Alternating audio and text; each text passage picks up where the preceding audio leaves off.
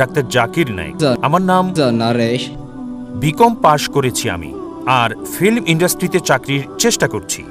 আর আমার প্রথম প্রশ্ন হলো মানব বিবর্তন নিয়ে। মানব বিবর্তন নিয়ে কোরআন কি বলছে? কারণ একজন মানুষ স্বাভাবিকভাবে চিন্তা করুন, আদম এবং ইভ প্রথম মানুষ, মানে মানব বিবর্তনের কারণ। যদি সেই দিক থেকে ভাবেন, এখন আদম আর ইভ তিনি আমাদের আদি আদি আদি আদি পিতা, আর বলতে পারি আমরা পুত্র আর কন্যার ন্যায় তাদের। তাহলে কিভাবে আমরা নিজেরা আপন ভাই বোনদেরকে বিয়ে করছি?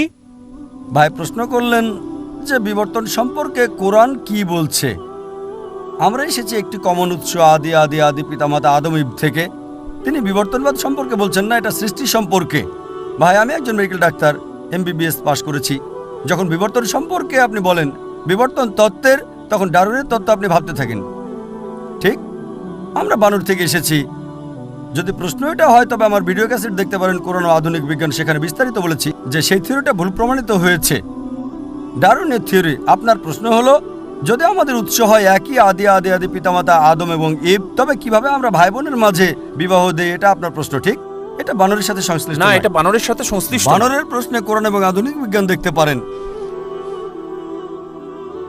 আল্লাহ বলেন পবিত্র কোরআনের সূরা হুজরাতের 49 নম্বর সূরা 13 নম্বর আয়াতে, ইয়া আইয়ুহান নাসু ইন্না খালাকনাকুম মিন যাকরিন ওয়া উনসা ওয়া জালনাকুম শুউবান ওয়া কাবাইলা লিতাআরাফু ইন্না আক্রামাকুম ইনদাল্লাহি আতকাকুম ইন্নাল্লাহু আলিমুন খাবীর। হে মানব জাতি, আমি তোমাদের সৃষ্টি করেছি এক জোড়া পুরুষ এবং নারী থেকে। আদম এবং ইবের কথা বলছে, আল্লাহ তাদের শান্তিতে রাখুন। হে মানব জাতি, আমি তোমাদের সৃষ্টি করেছি এক জোড়া নারী এবং পুরুষ থেকে, এবং তোমাদেরকে বিভক্ত করেছি জাতি ও গোত্রে, যাতে তোমরা একে অপরকে চিনতে পারো, একে অপরকে মন্দ বলবে না। আল্লাহ তাআলার কাছে সেই বেশি সম্মানিত যার তাকওয়া বেশি, খোদাভীরুতা আছে। এবার আপনার প্রশ্নে আসি, যদি আমরা একই উৎস আদি আদি আদি পিতামাতা থেকে আসি, তবে কিভাবে আমরা ভাই বোনদের বিয়ে করছি? এখন বিজ্ঞান আমাদের বলে, যদি আপনি আপনজন ভাই বোন বিয়ে করেন তবে জেনেটিক সমস্যাটা খুব বেশি দেখা দিতে। এ কারণে ইসলাম সহ অন্যান্য প্রধান ধর্মগুলোতেও আপনজন ভাই বোনের মধ্যে বিয়ে করাটা একেবারে নিষিদ্ধ। আপনজনকে বিয়ে করা এটা নিষিদ্ধ।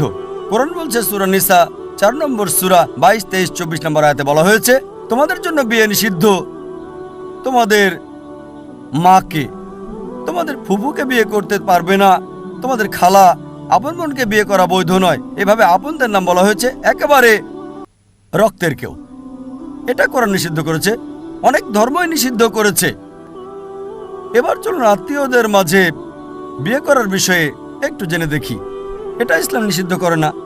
তৃতীয়, চতুর্থ, পঞ্চম স্তরে অধিকাংশ ধর্ম নিষিদ্ধ করে না, কিন্তু কিছু ধর্ম আপন চাচাতো ভাই বোনের মধ্যে নিষিদ্ধ করেছে। বর্তমান সময়ে বিজ্ঞান আমাদের বলে যে যদি আপনজনদের মধ্যে বিয়ে হয় তাহলে ভাই বোন, ফুফু, খালা, জেনেটিক সমস্যার সম্ভাবনা অনেক বেশি থাকবে।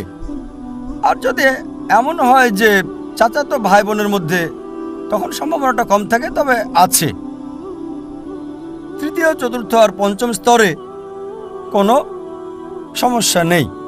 যদি আপনি অপরিচিত কাউকে বিয়ে করেন, সম্পর্কের বাইরের কাউকে, অপরিচিতদের মধ্যে, তারপরও জেনেটিক সমস্যা হতে পারে, এটা অন্য বিষয়, কিন্তু হতে পারে। সুতরাং কোরআনের এই আয়াত যেটা বলছে আদম এবং ইভ আমাদের সবার আদি আদি উৎস, এর জন্য আমরা সবাই মানবজাতি, ভাই ভাই। ইয়া আইয়ুহান নাস, আমরা সবাই মানুষেরা ভাই ভাই। এই মানবতার ভাই ভাই হিসেবে যদি নিয়ম মেনে বিয়ে করা হয় তাহলে কোনো সমস্যা নাই। আমি আপনার সাথে একমত, যদিও সব মানুষই আপনার ভাই বোন হতে পারে, তৃতীয়, চতুর্থ, পঞ্চম, দশম, শত শত, হাজার হাজার, লক্ষ লক্ষ, যাই হোক, আমরা হচ্ছে একটা বড় পরিবার, কিন্তু তাদেরকে বিয়ে করতে কোনো নিষেধ নাই, এমনকি বৈজ্ঞানিকভাবেও কোনো সমস্যা নাই।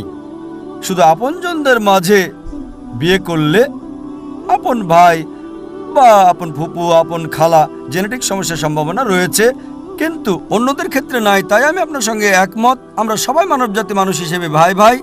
তবে তাদের বিয়ে করতে সমস্যা নাই, ইসলামে নিষেধ নাই, এমনকি বিজ্ঞানও সমর্থন করে। আশা করি আপনার উত্তরটা পেয়েছেন।